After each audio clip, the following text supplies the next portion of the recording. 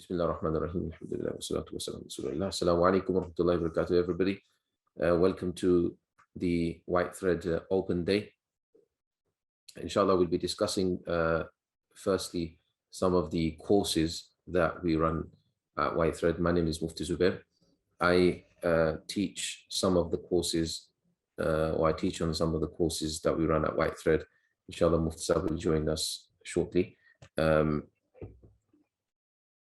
I'm sure everybody knows Mufti Abdurrahman Mangera already. Mashallah, he started this institute back in 2017. So this is now our fifth year, going into our fifth academic year, inshallah, of the courses, many of the courses that we're running. Alhamdulillah, now for many of the courses, we've got some good experience, mashallah, built a good team as well of instructors, as well as everybody in the background, mashallah.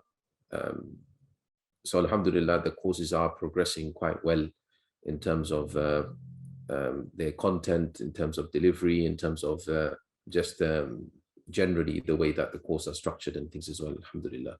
So without further ado, inshallah, the first course that we'll be going through is the Iftar course. So this is our, flagship course, really. Our whole institute, I'm sure everybody understands about the Whitethread Institute, is postgraduate, generally focused on courses for those alims and alimas who are already graduated, to try to offer them courses to further their knowledge, inshallah, further our knowledge. So the first course that we started was the Iftar course, and it's a 2-year course, a course which is obviously quite intense in comparison to many other courses that are also running the Iftar course. Many other places will run the Iftar course. So it is quite intense, but it's a very, very fruitful, and alhamdulillah, it does take the students onto a level which they probably would not have thought that they could go on to. So that's the Iftar course. But besides that, for those who may not be able to commit to a full-on intense Iftar course as such, we run a advanced jurisprudence course. So this one is a level up from alim class and alima class. It's one level up, but it's not as advanced as the Iftar, as you would say. So a level lower than the Iftar, but higher than, I would say, the alim class, alima class. So that's this course. So we go through the Lubab. So it's the Sharh al-Quduri, Lubab fi Sharh al-Kitab. And we try to get through more or less most of Ibadat, not including details of Hajj, but we get through most of the Ibadat. And we also do the Buyut chapters and the Nikah, Talaq, and the other chapters that follow on from that, like the Hidana and all these kind of chapters. So try to mainly go through those chapters which will be useful and are needed. So it's to brush everybody up to that level, to be able to understand the common questions that they would need, a common knowledge that they would need to be a good alim, in essence, or a good alima. So that's the purpose of the Lubab. Mufti Abdurrahman teaches one part of it, and I teach the other part of it. So we have a usul al-fiqh lesson, which is studied mainly through Masar al-Usul, and that's also one part of it. And then we have the sections of Madkhal, how the Hanafi fiqh was made. The Madkhal is there are a few Madkhals of different people, Sarabul Hajis and others as well are studied, are looked at. And then you have also a comprehensive look at the main modern day questions related to tahara, salah, Saum, zakat, and all these other chapters of, contemporary fatawa looked at, so that the students are acquainted with the new research, if there is any, and opinions that are out there. So they look at that, and they also look at the evidences through I'ala Sunan, Nasb al-Raya, and other works, that they look at the evidences of the rulings that the Hanafi fiqh has. So all of this is studied in the advanced jurisprudence course. I would strongly recommend almost all ulama to do this, all alims and alimas to do this, because this is a very much needed in for you to be recognized, in terms of for you to be able to solidify your knowledge when it comes to fiqh, because fiqh is what is generally needed and generally utilized. People are going to ask you questions to do with fiqh, isn't it? Like, I prayed salah in this way, I did this, happened in my wudu, is my wudu still correct, is my salah still corrected, I did this mistake, what do I do now? Generally these are questions that people ask, and for these kind of questions, inshallah, we try to equip you with the necessary knowledge. So that's the advanced jurisprudence course, is one of the other courses that we do, which is the Sibawayh course.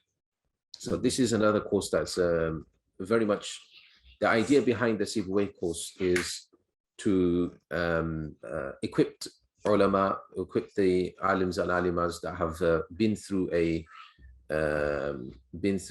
program, Alimiyyah program, and they may have studied it many years ago, or maybe they've studied it and it's not been, maybe they were too young at the time when they studied it. So the first few years, the foundational years of the Nahw and Sarf, etc., wasn't studied to the potential that they should have maybe studied it to, whatever reasons. But there are many reasons as to why their weaknesses may still be there. So these weaknesses, they carry throughout the alima class and alim class, and unfortunately then students are unable to understand Arabic texts. They can't pick up an Arabic book and read the tafsir, for example, or read the commentary by a scholar then under some hadith or something, or it's difficult to understand all of these things. So the idea behind this Sibawayh course is to to give this boost to the students who have graduated, a short 1-year course, once a week only, and to try to push the standard up, or to push the standard up to a level where an alim and alima should be at, a level where you can pick up a book in Arabic and be able to understand majority of it, be able to solve it, be able to understand how to solve it, and the rest of it. So that's the idea behind the Sibawayh course. There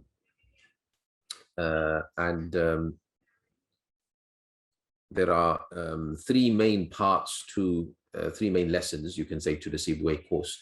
So one lesson you go through just rules. You would go through the common rules, not all of the rules, but common rules that you would need, and then you try to apply and implement that through various texts. So you look at tafsir, you look at the hadith, aqidah, fiqh, adab, different texts that you would look at in alima class already, and some that are not studied anymore, some books that are no longer studied, but just look at different kitabs and different authors to try to grasp and understand the way that different authors write. And then you move on to more modern texts through newspaper articles and looking at Juma khutbahs, etc., to see the common language, how it is utilized and how it is used. So that's one, to apply those basic rules that you have learned at the beginning. Then you have a second part of it, which is going through things like poetry, also going through,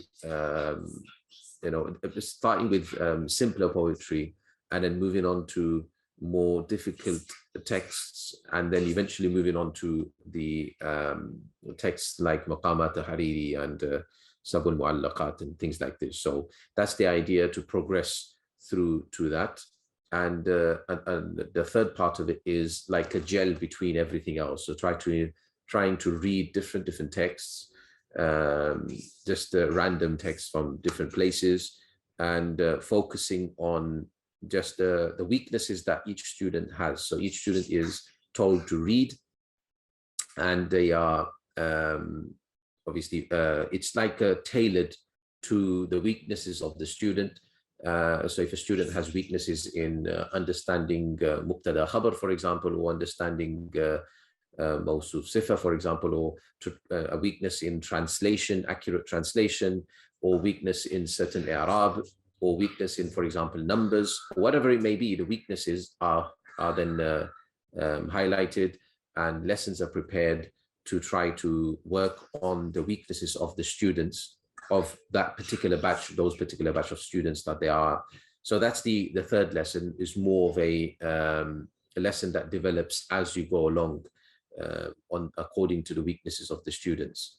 So these are the three more or less lessons that take place. It's once a week, like I said, for around about 4 hours, and it's run over 2 days. So the same course is run on 2 days, 2 separate days, on Tuesday and on Saturday. The idea that we have come up with this year is to module it into 3 parts. So like 3 months will be a module, and another 3 months will be next module, and another 3 months will be another module. So you do the whole Sibawayh course, which would be constructed into 3 modules, just in case somebody is weak on a certain module or missed parts of a certain module. Then later on in the future, if they want to the following year take that particular module again, then they can take that module to strengthen that particular part, or whatever it may be. So this is what we have done with the Sibawayh course now.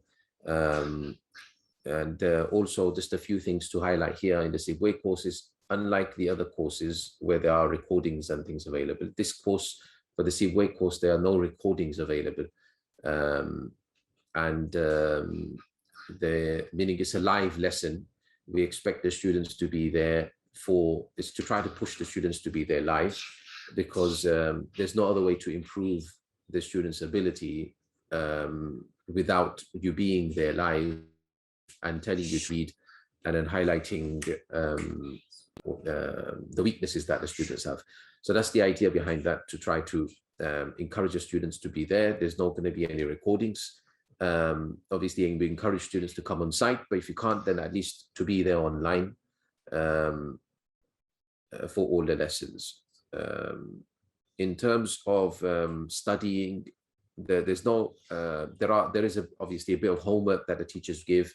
It's not so much. It's probably about putting together about an hour or 2 per week of homework that would be given, just that you have to get done for the coming week. That is the main thing regarding that particular course. For those who struggle with Arabic text, this is the ideal course for you. You want to study this course, enroll onto this course. By the end of the course, inshallah, the aim is that you should be able to pick up a book in Arabic and be able to solve the Arabic there. Hopefully, the idea is that you're able to read it and understand the Arabic, but at least you should get to a level whereby you're able to solve the text quite comfortably without struggling too much. So that's the idea of this Sibawayh course. Bismillah ar-Rahman ar-Rahim. Nahmaduhu nusalli wa nusallim ala rasulihil kareem. Amma ba'd. Hope everyone's doing well. So I will be giving some brief intro into 2 courses, which is the advanced tafsir course and the hadith course. So we'll begin with the hadith course.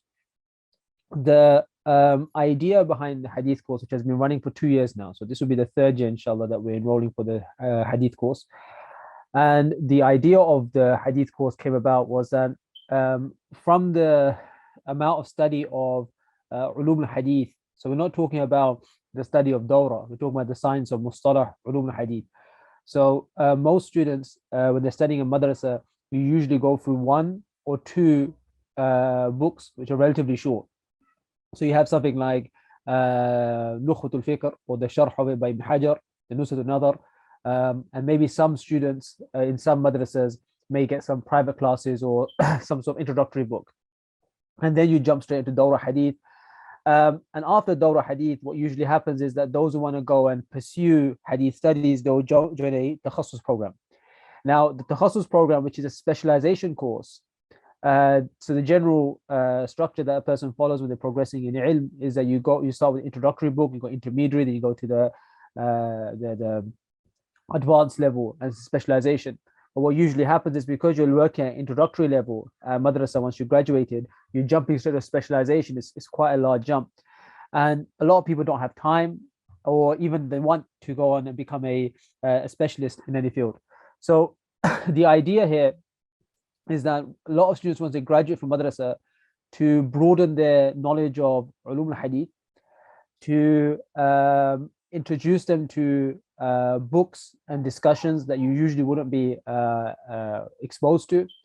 So the book that we'll be going through. So I'll try to explain how this works. So we'll have one core book that we'll be going through, which is the Muqaddimah ibn Salah.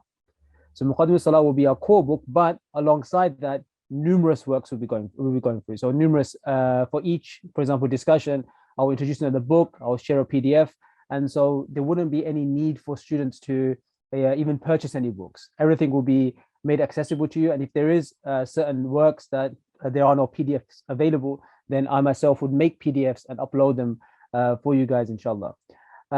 So by the end of the course, the idea is that you would increase your level of the knowledge of Mustalah Hadith, and also the various discussions of Ulum al-Hadith will be discussed. So we'll look at, controversial figures like Shaykh al-Albani, rahimahullah. What do we say about him? Looking at his books directly. We will look at Amal bi Hadith Da'if, right? So we will look separate, even though some of these things are discussed in the Muqaddimah Salah, we'll be having separate works that we'll be looking for, and it'll be quite open. So if there is someone that comes forth with saying, oh, I've read this book or I've read this article, what do you think? There's no problem. We can divert ourselves and focus on those articles and books. So the idea by the end of it is that you should have broadened your knowledge of the science. And then if you want to go ahead and do a specialization, takhasus, there's no problem. There were some students this year that were doing this course alongside their Dawra or just before Dawra Hadith, which is also possible as well. There's no condition that a student must be graduating, but an Arabic will be a foundation that will be considered, and hopefully or preferably some introductory study of the science of Hadith. But if that is not the case, then you can work hard and catch up, as some students have done. It's also only 3 hours a week. So you have 3 sessions on Monday, Tuesday, Wednesday. We'll be confirming the timing, but right now it seems the timing will be from 11:30 to 12:30. Lessons will be recorded, so you can catch up. So if a student, for example, can't make the live sessions, it's only 3 hours a week, so it's possible to make up. In terms of examinations, we'll be incorporating this year. For the previous 2 years, there hasn't really been examination. We've just been teaching right to the end, but we'll be beginning the method of how to do takhrij and tahqiq of hadith. So at the end of the year, you'll be expected to present something, some sort of tahqiq or takhrij of a hadith. So even those aspects of mustalah or ulum hadith will be touched upon, which is the practical implementation of that. So all of this will be done. The reason why we don't call it a takhasus, right, a specialization, is because one is that we're not doing enough hours. And secondly, the idea of a takhasus program is that you should be working under a specialist. So I don't consider myself a specialist. A specialist that takes decades to get to a level of specialist. Then you can start taking students in and make them specialists. So rather, I'll consider it as someone who's engaged in the field of hadith myself. And this is me trying to help others on that path as well. So we don't call it a takhasus program. You can say it's an advanced hadith program, or beyond the 6 books, meaning the Dawra Hadith is usually fixated in the 6 books, and that's the study of hadith. So we're going to go beyond that and look at other things. So that's a brief introduction to that, and also we'll try to make accessible students that have done the hadith course, so they can even express what they found useful, or what things we could have improved upon, so you can know what you're going to actually get yourself into if you are going to enroll on that. Advanced Tafsir program, or the Advanced Ulum al-Quran and Tafsir program. This is something which is taught from Thursday to Friday. So it's 2 days. And on Thursday, it will be from 8:30 to 12:30. And on Friday, it will be from 8:30 to 11:30. And that 1 hour is decreased because of for Jum'ah. So the course is divided into 4 classes. So the first lesson that you're studying is the language, style, structure of the Quran. This will be taught by Mufti Rahman Mangera. So I'll just explain the course, each class is, and then I'll explain to you guys what the whole idea behind this course is. It will make sense as we go along anyway. So it'll be language, style, structure of the Quran. This is taught by Mufti Rahman. And then he has a second lesson, which he does tafsir selections. This is a very, very useful and important lesson that Mufti Rahman teaches. It basically allows students to gain access to multiple tafsir that you may have heard about, but never actually had the opportunity to go through. So you do selections from various tafsirs. I'm not aware how much they do, but how much they've done previous year, but they do go into the 20s and 30s. So they'll do every week or every 2 weeks, they'll do another selection of the tafsir, of a tafsir, which is a student will be expected to choose and then prepare and then present that to the students. So then this would be an idea, the idea behind this will be that we hear of all these various tafsir, but we never have the opportunity to open up or even to look at the methodology that the Mufassir has incorporated within the tafsir. So this would allow students to do that. Again, a lot of the times, the barrier for us when we're trying to progress is not necessarily the ability to read Arabic or to decipher a text.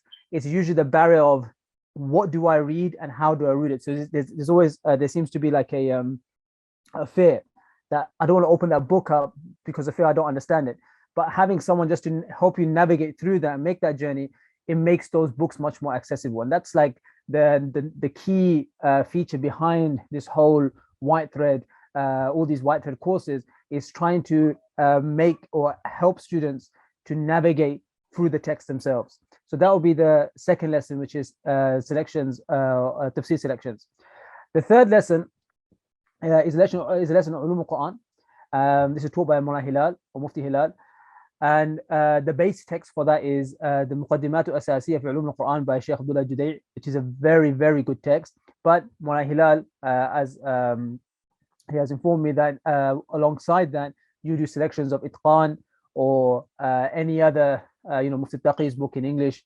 So wherever there's a more elaborate discussion or a contrary opinion, then he will also present that. So for example, in Al-Muqaddimatu Asasiyya of Sheikh Judai, he mentions that Ibn Mas'ud anhu did not accept the Mu'awwidhatayn to be from the Quran, but Mufti Taqi, for example, and others disagree. So what Mullah Hilal will do is he'll present what comes in the Muqaddimatu Asasiyya, and then he will look at what Mufti Taqi or other scholars have said, and then you basically discuss those. So it's a traditional Ulum al-Quran lesson, so discussing issue of Naskh, Mutashabih, Ahkam Tilawa, Ahruf, all these kind of things are discussed. So it's traditional Ulum al-Quran. And the last lesson which I teach, which is modern Quranic studies. So the idea of modern Quranic studies is twofold. One is which was the initial plan, but then we kind of expand on that, was the Quran faces multiple challenges, meaning people have challenged the Quran in the modern period from Orientalists. So these are non-Muslims who are studying the Quran, and also some Muslims that have some you can say unorthodox views. So they are interpretations or attacks on the Quran. So the idea initially of this lesson was to defend the Quran against these attacks from Orientalists, or even from, so there's a distinction you want to make. One is non-Muslim scholars of the Quran, and then we have, polemics, online polemics. So there may be an argument which is found online, but it's not going to be really taken seriously within academia. So both these aspects would be was going to be the lesson was going to be taken up in defending the Quran against them. But then that's quite narrow. So we kind of broadened the lesson to be modern Quranic studies, which meant that any form of contribution done to the Quran in the modern period, we can analyze it. So this would be, for example, the scientific miracle of the Quran. This is a modern Quranic contribution. What's the worth of such a, who has written this topic, and what's the nature of this? What's the nature of, or what's the strength rather of this this point? Then there's i'jaz or rasm Quran. There's this debates and discussion on the ahruf in the modern period, right? Manuscript of the Quran, orthography, which is similar to rasm, and so on and so forth, right? So there's a lot of discussions that are there. Also, there's books and risalas written on how to do tafsir in the modern period. So there's a lot of things that you can basically look at, which don't come under defending the Quran against allegations or attacks. So what's happened is we've broadened the lesson to become called modern Quranic studies. So everything and anything will be discussed which relate to the Quran, as long as the condition being that it's something which is done by a scholar in the modern period. So that's a overview of the lessons that we'll be going through. Now, it becomes quite clear what the purpose of this lesson, what the purpose of this course is that, again, going back to our main audience of people that have studied ilm in madrasas. And in traditional madrasas, you have Quran tarjuma, so you do translation of Quran, and then you usually move on to Jalalain. In terms of ulum al-Quran, there's very little studied across the madrasas. Now, there may be exemptions, but usually there's very little studied. Something like Al-Fawz al-Kabir of Shah Waliullah is studied in some madrasas. But again, Al-Fawz al-Kabir doesn't give nor does it attempt to give a comprehensive survey of the discussions found in ulum al-Quran. It's something which is much more specific to Shah Waliullah himself.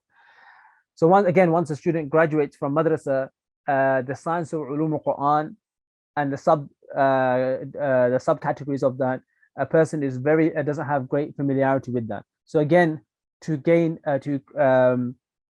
allow the student to gain access to this field and be a guide through that, we formulate this course, which is the advanced ulum al-Quran and tafsir program. Bismillahir Rahmanir Rahim. Okay, so I'm gonna, inshallah, I think, mashallah, everybody else has discussed everything with you. I've got just two courses to discuss with you, which is the Theology course and the Light of Knowledge course. So the Theology course is essentially, you've probably read it on the website. It's essentially made up of what the Islamic beliefs are supposed to be about. So that involves, mashallah, two different modules or two different sections to it. One of them is to do with the classical theology. So in that we cover two commentaries on the Ash'ari school, one based on the Ash'ari theology, which is a commentary on the Kharida al-Bahiyya, really beautiful book actually. And the other text that we cover is a commentary of Aqidat Tahawiyya by Maidani. And I think both of them give a kind of a decent understanding, right? So this gives a decent understanding of the, mashallah, of the Maturidi and Ash'ari madhahib, and we cover a number of other discussions within that. So that's the first aspect. For that one you need to know Arabic. However, for the second half of it, for the full theology course, the second half is essentially based on Western sciences, Western philosophy, Western beliefs, Western philosophers. Actually, it starts all the way from Plato, Aristotle, and goes down to the most recent ideologies which are out there. It covers all of that, and it covers, you can say European philosophers like Kant and Nietzsche and all of these other people who essentially currently what the world is going through and a lot of the predominant ideology out there beyond faith and religion. In fact, even, you can say impacting the Christian religion and definitely challenging, Muslims are challenged by these theologies. It's a very, very good course to basically understand the main ideas, the main thinkers, and the main issues in there and what the Islamic response to them is. One of the modules in there, is about science, because science is a big issue today. So we deal with how science and religion relate to one another. We then have the last module, which is called a crisis in faith, which can be taken separately as well. And that one, mashallah, we've over the last about 4 years now, I think 3 to 4 years, we've actually tried to answer about 150 to 200 contemporary questions that are huge challenges and that cause a huge problem. So that's what we've been doing with that particular module. That's essentially the theology course. Now, if we move on for a while to the Light of Knowledge course, that one essentially is our kind of offering to the public. And right now, we've only started it for the sisters. Essentially, it's just a model that we are providing here, and also on our website on Whitethread Institute.org.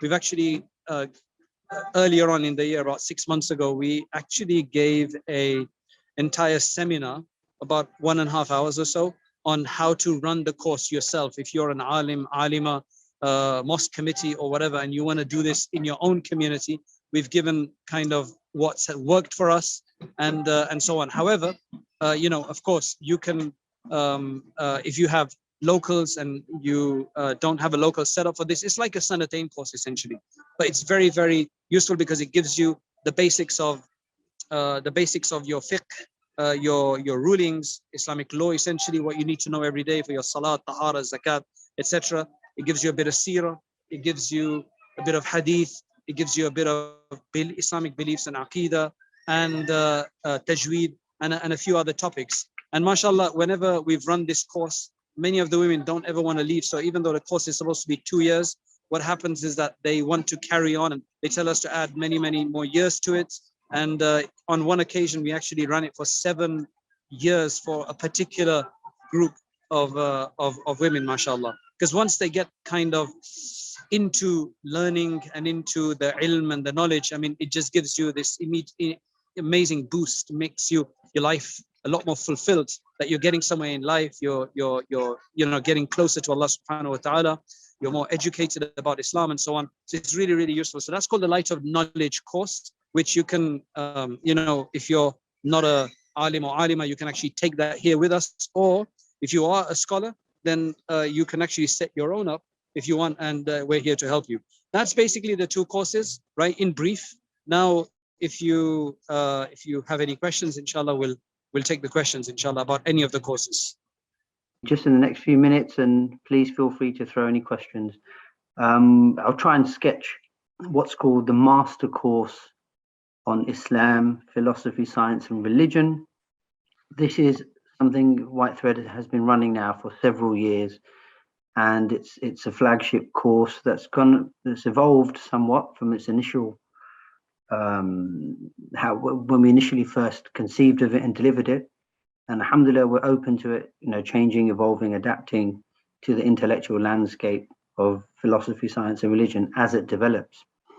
Now, this is a very long course. It's the longest course that I know of an independent institution running this topic. And what it's basically for is to take students who don't have a philosophy background or even theology and science background, and introduces them to the key ideas and themes of philosophy, theology and science.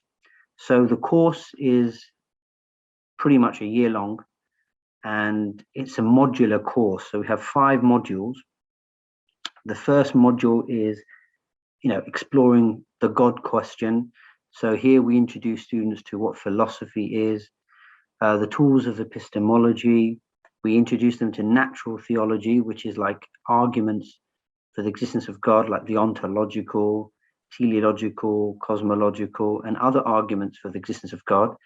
And with the recent developments in the literature, of philosophy of religion, our course will be adapting to take account of new arguments for the existence of God. So Whitethread has always been at the forefront of integrating contemporary material for their courses in philosophy, religion and science.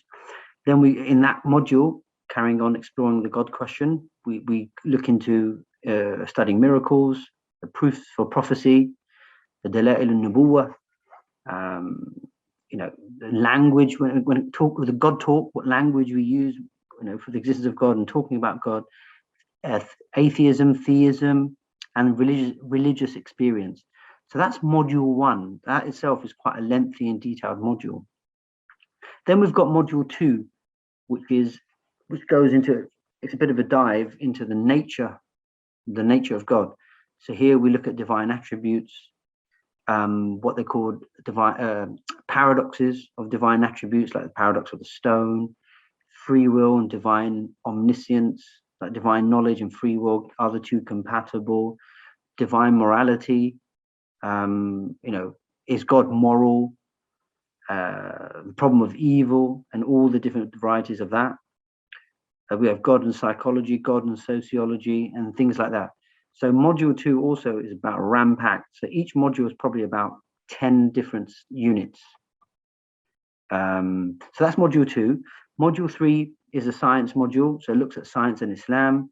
So we introduce what science and Islam is. Is there a conflict? We try and set the context and the stage. We look at Quranic interpretations like tafsir. Then we look for scientific miracles. Then we explore whether that's something valid or does it hold up.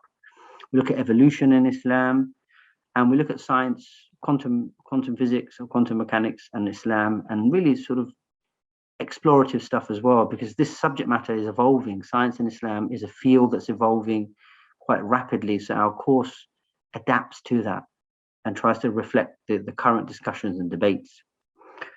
Then we've got module 4, which is like the major philosophical thinkers and movements. And here, of course, we can be flexible, but we go through the standard thinkers from the ancient Greeks, the pre-Socratics, so those who came before Socrates, then the post-Aristotelian, or those thinkers that came after Aristotle. Then, we look at so Greek, European, and of course, Islamic thinkers as well. And what we try and do in this is we try and get a key thinker from pretty much every era up to the contemporary era, or we might select a thinker who has changed the way we understand and do philosophy over the last couple of thousand years. So some of the figures could change. Even in the current cohort, we try to consider thinkers that weren't on the list, but we're open to studying them. Some of them want to look at feminist thinkers, especially with critical race theory, CRT being big now. So that's something we as curriculum producers, we need to think about as well, how we're going to reflect the CRT movement in the academic field and how that relates to Islam. So that's quite a long module, the major philosophical thinkers and movements, because we're spanning 2,500 years really, and we're trying to condense that to try and give key milestones of thinkers and their views and movements along the way. And then the 5th module is what we call philosophical anthropology and other themes. So here we look at what is a mind-body problem. What's the nature of the soul, if there is one, and what are the arguments for the existence of a soul. We look at personal identity over time. So are you the same person that you were when you were a child? And how does that relate to theology? So the whole problem of personal identity relates to whether you and I are going to be resurrected with the same body, or whether we're going to be the same person when we're resurrected. We're going to look at, as well in this module, heterodoxy and orthodoxy. So what counts as a heterodox view? What counts as an orthodox view? And of course, each module has its Q&A sessions. So these are the 5 sort of modules. You can get a bit more details on the website. But again, I do stress, because we're a course that's open to, we're a course on the frontiers, as it were, that as far as I know, Whitethread is the only institute that tries to meet its course content with current, the way intellectual currents are developing in Islamic studies, which encompasses philosophy, theology, and science. So there is scope for change, and there is scope for adaptation given the way the field is developing. So recent literature, for example, in evolution and Islam, we would hope to bring that into the course, or at least aspects of that discussion, so students are up to date with what's going on. So really, in all these modules, we do relate it to the Islamic theological philosophical aspect as well. So whether that's the first module to do with exploring the God question, we link it to Islam. Exploring the nature of God, we look at it from the, we take Islamic aspects and viewpoints as well. Science, and of course in Islam, contains Islamic viewpoints. Major philosophical movements and thinkers. I and Ustad Imran, we do try and link these thinkers that we look at, or an aspect of their thought, because we can't cover everything. We try and link an aspect of their thought that's relevant to Muslims. So at least we get some contextualization. And the same with the fifth module on philosophical anthropology. We look at the mind-body problem, we look at the nature of the soul, personal identity, and we link that to issues in Islamic theology. So that's a kind of speedy overview of the course. It is long. It's one of the detailed and quite engaging course, and there's a lot to take in. It's true, but you know, that's the nature of the course. And of course, the tutors are here for any additional support or extra materials you may need. There isn't anything to purchase in terms of materials and resources. Everything is provided. So yeah, if there's any questions, feel free really to throw them out. While any other questions come in, I'm going to try to respond to the current questions that we have received, inshallah. So a few things here. The first question is very specific. Do you do nikah before buyu in the Islamic jurisprudence class? We actually, as far as I know, we actually do them simultaneously. So I'm teaching the Kitab al-Buyu section, while Mufti Zubair will do, at least for 2 of those days, he will actually be covering the Kitab al-Nikah, the Nikah section. So they're done together in 2 separate classes. What is the student commitment for work outside of class for advanced fiqh? I would say you could probably get away with about an hour a day for the 3 days of the week. Probably an hour, maybe an hour and a half maximum. I would say about an hour a day, I think. Do you need to attend both days or just one of the Sibawayh class? It's only one day. They're 2 different options. They are 2 separate options. And yeah, so you can take the weekday one if that works and suits you better, or you can do the weekend one if that suits you better, right? If you think you need to do the Sibawayh course, would you suggest completing that before you do the jurisprudence course, or would you do it before the Sibawayh? You can do those simultaneously, right? It just depends on how well your Arabic is. You can actually do the 2 together if you want. It just depends on how well your Arabic is.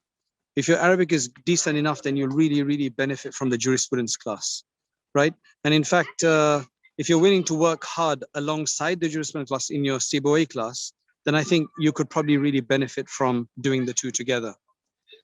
Moving on, light of knowledge course. I'm limited on time for courses and a rubbish student. I quit Alimiyyah course 3 times for mental health reasons.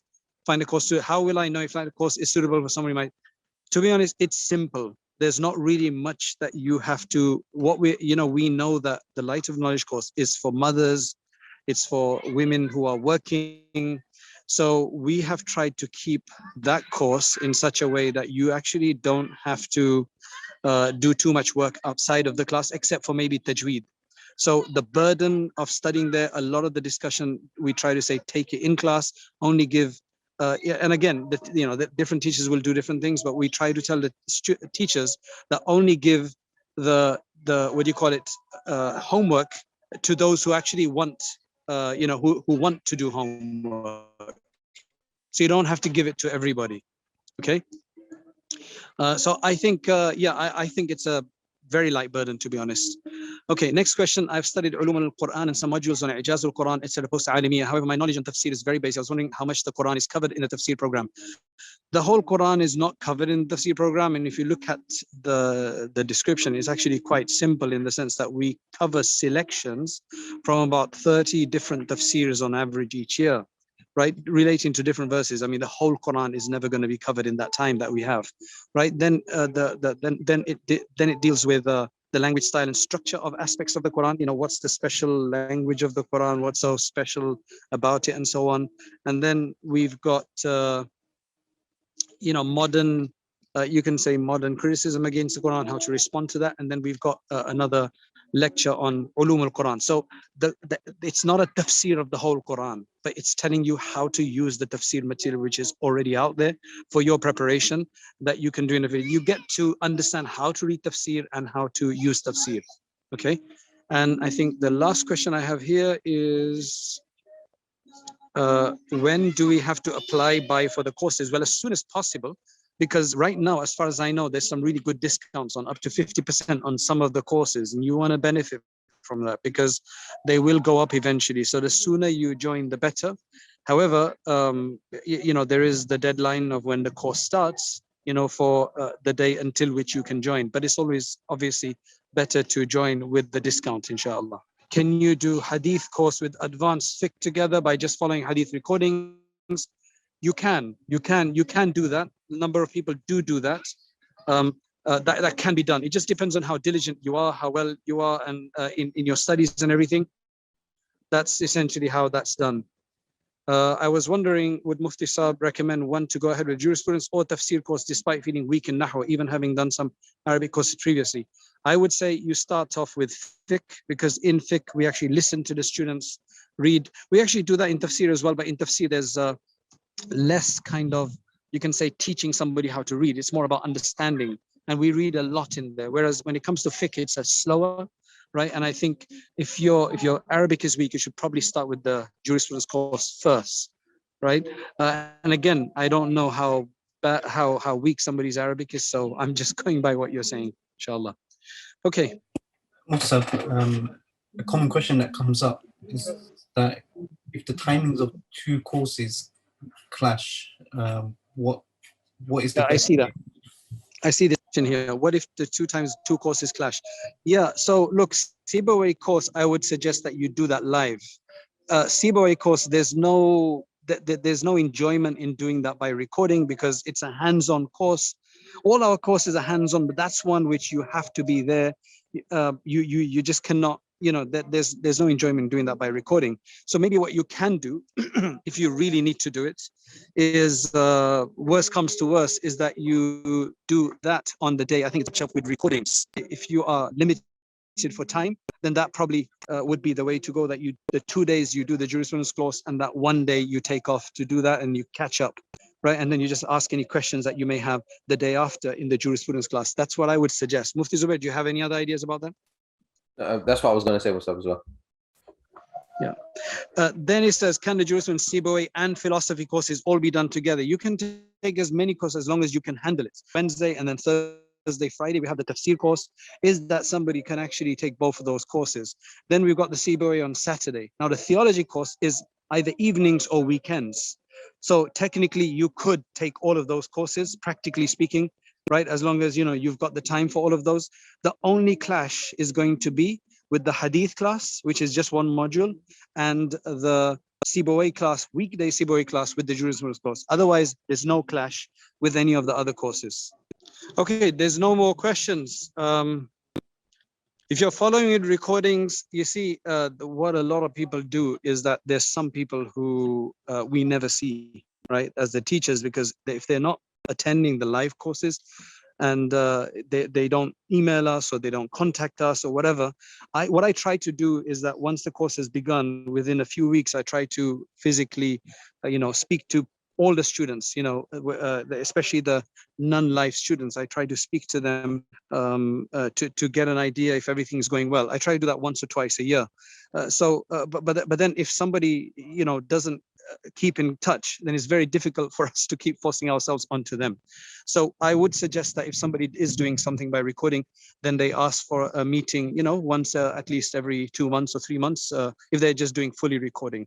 Because otherwise, you see, the one of the things that we saw with the challenging thing is that a lot of people procrastinate because they think, oh, I've got the recording, I can just do it tomorrow, I can do it tomorrow, I can do it next week, and then eventually it piles up and it just becomes too much. You just don't want to do that. You want to make sure that you complete the recordings of each week, in fact, each day if you can. Otherwise, it gets very, very complicated. Do we get a certificate for passing? Yes. If you pass and you get, actually our certificates are actually very nice, mashallah. You get those for the year-long full courses like the jurisprudence, the theology, and what is it, the tafsir class. You get it for those. Does the jurisprudence course require a high level of Arabic grammar knowledge? I'm sure if you have already mentioned this.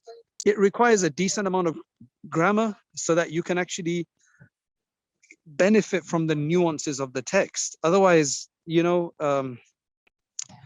we had a student last year who had studied Arabic, but wasn't very nuanced in their understanding. But alhamdulillah, they worked very hard. She was one of our students from Houston or Dallas, Texas. And literally, she would be first in the class every day. It was 2:30 her time, 2:30 in the morning her time, right? And she would be awake and she would be, mashallah, in class. Mashallah, the progress, because what we try to do in the jurisprudence course, for those at least who are live with us every day in class, we teach them that, look, you are not learning this for yourself. You're actually learning this to teach it to others. So then we actually get them to teach some of the classes as well. They have to actually prepare from this, you know, from the commentaries and everything. They have to work out the text, prepare it, and then teach it the next day, right? So they have to teach, I think, twice.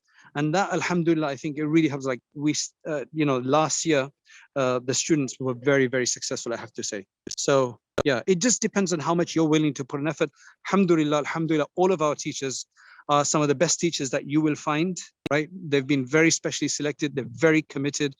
We try not to have absences. You know, we try not to have free days where you just come in class and there's nobody there unless there's a mistake or something. If there is something like that, if one of the teachers falls sick or something, you know, we will let you know generally. We try to keep it very organized. If one of the teachers is going to be out, we try to replace that with, you know, replace him with another teacher. For example, sometimes I may be out. I'll have someone else teach, you know, a chapter or something like that. So we try to keep it very organized. But if you have the commitment, you'll really, really go far, inshallah. Will there be assessments or exams for the advanced Quran study program? Yes, there definitely is. Half of it is reports, where you have to write some reports. You have to produce some Quran translations. There's you know, you have to deliver some tafsir classes, you know, to the other students. There's a few things like that that you have to do, right?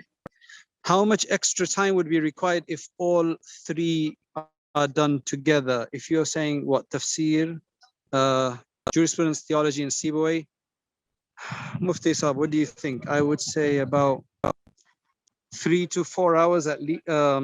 Sorry, about 4 hours at least, I think. Yeah, 4 hours a week, right? Probably, yeah, 4 to 5 hours a week, I would say, if you're taking all three classes. I think there are examinations for all courses. Is that right, Mufti Saab? Do you know if we have exams for all courses? As far as I know, we do. Yeah, that's correct. But you know what? You don't. I mean, I don't want to tell this to you, but you don't have to take them. You know, you only have to take the test if you wanna. We definitely encourage everybody to take the test, right? And we'd be quite, you know, let down if you don't take the test, if you've worked hard. And the reason for the test, to be honest, is just to challenge yourself, to make it a source of what do you call it? A means of recapping what you've done, because it makes a big difference when you know, prepare for a test. Gives you an understanding of how far you are, where you have any weaknesses or whatever the case is. That's really the purpose of the test. You know, nobody else is going to find out what your marks are. It's really for yourself, right? So we always suggest that you take the test, but of course, if somebody doesn't want to take the test, that's up to them, right? We don't come and force anybody. The only class that we force people to take the test is in the Iftar class, right? But with any of the other classes, it's entirely up to you. But of course, we encourage that you do take the test. Light of knowledge is, I think, what, about 7 hours? I think it's about 7 hours over 2 days, 4 hours and 3 hours or something like that. Up to what time can you get a refund? Let's say we reserve for 2 courses and realize we can't handle it. I think it's within the first month. I think it's about 3 classes you take. And if you don't like it and you don't want, then I think, Arif Bhai, can you step in on that? Sure. We tend to allow a maximum, well, a full month. Is it about 3 weeks or something? I think it's within a month. 3 to 4 weeks, is it? That's right. And then after that will be part. Yeah. Okay.